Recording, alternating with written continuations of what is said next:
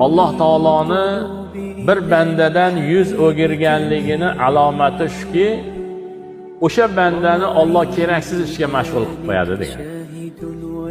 Ana demak, ko'rasiz-a, ertalabdan kechgacha yo'lda bo'yiga salqinga chiqib olib yoz bo'lsa, qish bo'lsa issiq choyxonaga kirib olib, sharaqa qilib, anaqangi shishib eshib tashab, narda o'ynab o'tirgan.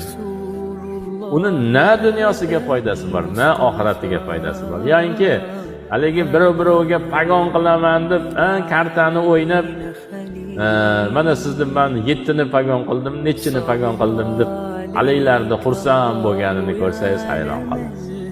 Vaholanki u biron bir foydasi yo'q, uni dunyosiga ham oxiratiga ham foydasi yo'q. Agar o'shani qimor qilib o'ynaydigan bo'lsa, u foydani o'rniga gunoh bo'ladi.